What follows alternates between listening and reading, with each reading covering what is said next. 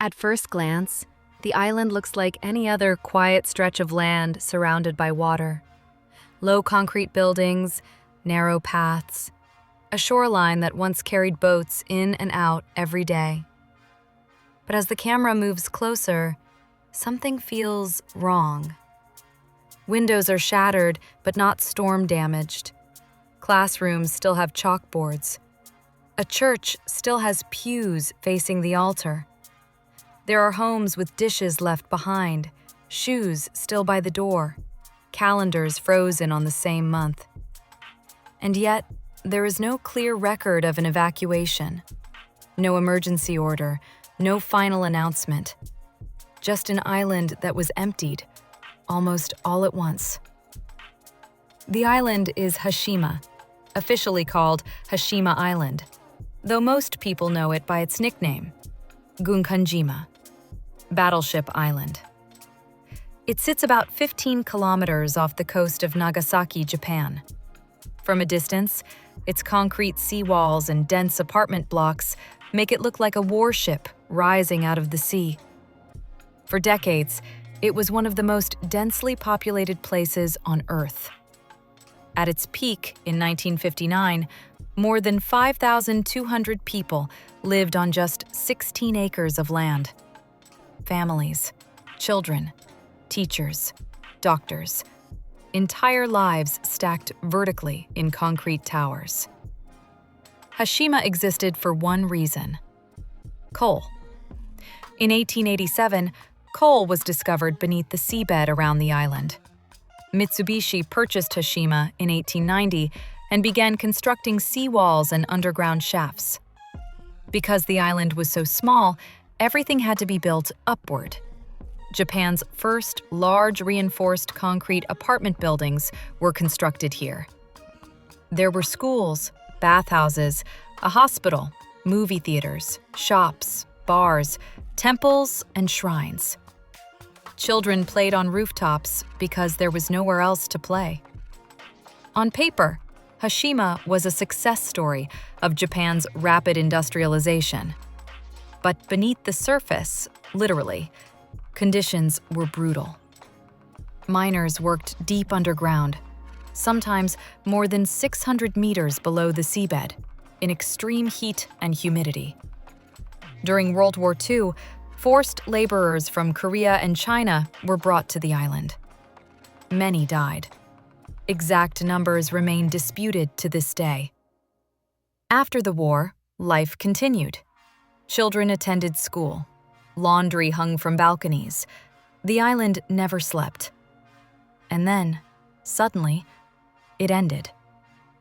In January of 1974, Mitsubishi announced it would close the mine.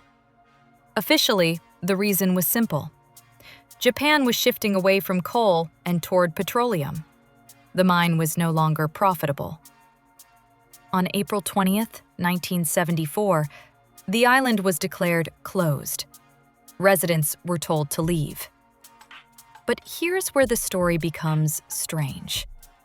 There is no single evacuation order preserved in public archives. No detailed relocation records. No clear timeline documenting where everyone went. Within weeks, sometimes described as days, the island was empty. Furniture was left behind. Schools were abandoned mid-term. Personal belongings remained exactly where they were last used. Doors were shut, but not locked. Some apartments still had televisions facing sofas, as if someone had simply stood up and walked out. When journalists later asked former residents about the departure, many gave vague answers. We were told the mine was closing. We had to leave quickly. There was no choice. But few could describe an organized evacuation plan. There were no disaster sirens, no visible emergency, just a sudden understanding that Hashima was over.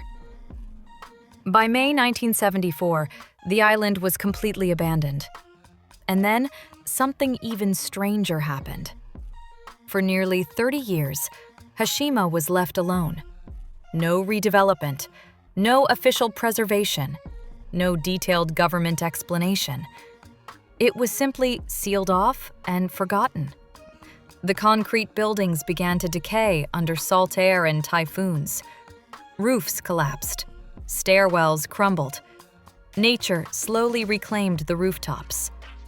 From the mainland, people could see the island deteriorating, but no one went there. When urban explorers finally gained access in the early 2000s, they found something unsettling. The decay didn't look gradual. It looked frozen, as if time had stopped in 1974 and only resumed decades later. Calendars still hung on walls. School materials were still neatly stacked. Shoes were lined up in entryways. There were no signs of panic, but also no signs of preparation, which raised a question no one could fully answer. Why did everyone leave so completely, so quickly, and with so little documentation? The official explanation, economic decline, explains why the mine closed. It does not explain why an entire functioning town vanished almost overnight, with no preserved evacuation record and no phased departure. Other mining towns declined slowly. Hashima ended abruptly. Some historians argue that the speed was intentional, that Mitsubishi wanted to avoid public scrutiny of labor conditions and wartime abuses. By emptying the island quickly, there would be no witnesses left behind, no ongoing community to ask questions, no reason for journalists to linger. Others point to safety concerns. The mine tunnels were aging. Flooding was becoming more likely. A collapse beneath the seabed could have been catastrophic. If engineers believed the island was structurally unsafe, an urgent evacuation may have been ordered quietly to avoid panic. But no such engineering report has ever been publicly released. Former residents rarely speak in detail. Many say the island was harsh, but also home. Some refuse interviews altogether. When asked why they left their belongings, one former resident simply said, "We thought we might come back." They never did. In 2015, Hashima was designated a UNESCO World Heritage Site as part of Japan's industrial heritage. The designation was controversial. Critics argued it sanitized history, focusing on engineering achievements while downplaying forced labor and human suffering. UNESCO required Japan to acknowledge that darker past, but even then, many records remained incomplete. Today, visitors can tour a small, carefully controlled portion of the island. Most of it is still too dangerous to enter. Guides explain the buildings, the timelines, the closure, but they rarely explain the silence, the missing paperwork, the absence of a clear ending. Standing on the island now, you can hear the wind moving through empty windows. Waves crash against seawalls built for a population that no longer exists. The island feels less like a ruin and more like a paused moment, as if the people were erased rather than relocated. Hashima was not destroyed by war. It wasn't wiped out by a natural disaster. There was no official catastrophe, and yet it was abandoned more completely than almost any place in modern history. An island built to be permanent, emptied without a trace. And decades later, no one can point to the exact moment it truly ended. For those who step foot on Hashima, it's like walking into a ghost's echo. Whispers of a bustling life enveloped in decay. The eerie symmetry between the island's past vibrancy and its present stillness casts a haunting spell. Visitors tread cautiously on pathways that once teemed with children skipping between schools and home.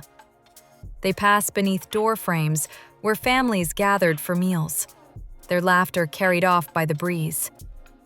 They pause in the shadow of towers where laundries long dry still flutter in the ghostly wind. In corridors where miners once trudged after long, grueling hours, only silence remains. The relentless hum of machinery long gone, replaced by the chant of the sea. For those who experienced Gunkanjima in its prime, these artifacts of daily life are reminders. A child's drawing, yellowed at the edges. A lone bicycle, rusted within its tracks. What they left behind tells stories more vivid than memory allows. Underneath the flaking paint and crumbling walls, there's a kind of preservation that no museum can offer. The raw, unaltered residue of lives abruptly paused. And so, Battleship Island lies dormant, a testament to human ambition and its inevitable decline. A riddle, wrapped in a rusting shell of concrete, waiting for its mysteries to be unearthed. It stands not merely as a relic of industrial prowess, but as a silent witness. An enigmatic island lost in time, ever poised between the pages of history and the shores of the present. Yet, Hashima's shadows extend beyond the physical remnants. They seep into the mysteries that cling to its deserted passageways. Each unanswered question lingers like an echo, trapped in the hollow shells of what once was. The subtle chill that runs through the island is not from the sea breeze alone, but from the stories untold, the whispers of forgotten voices. Experts and visitors alike are drawn to what feels like a conspiracy woven between the cracks.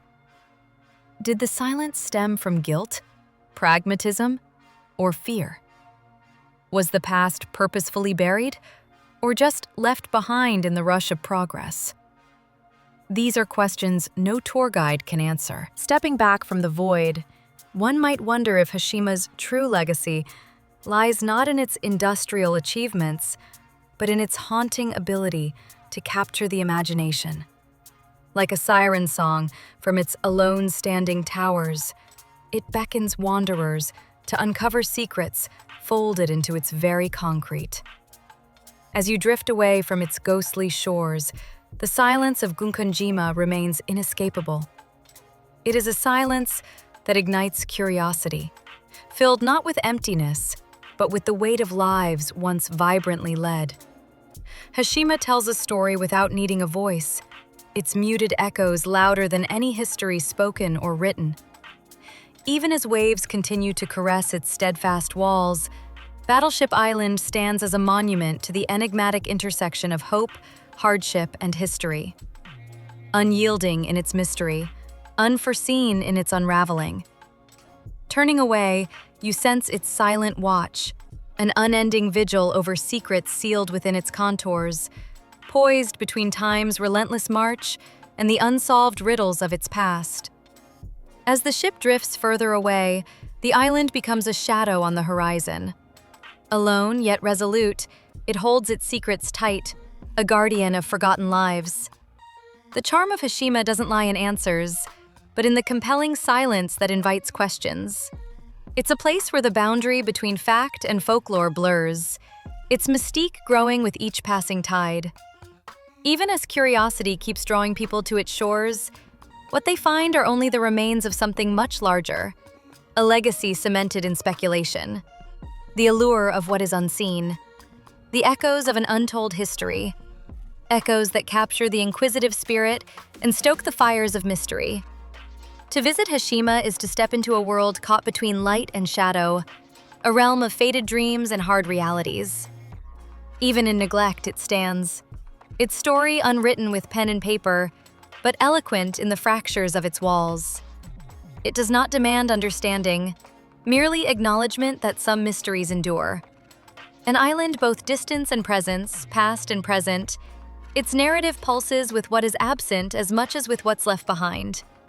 A place where the sea meets the concrete, history leans on memory, and questions are as eternal as the tides. As the camera shifts above the skeletal remains of Hashima, viewers become voyagers through stillness. The drone's eye captures panoramic vistas, where concrete giants rise from the ocean like ancient sentinels guarding their secrets.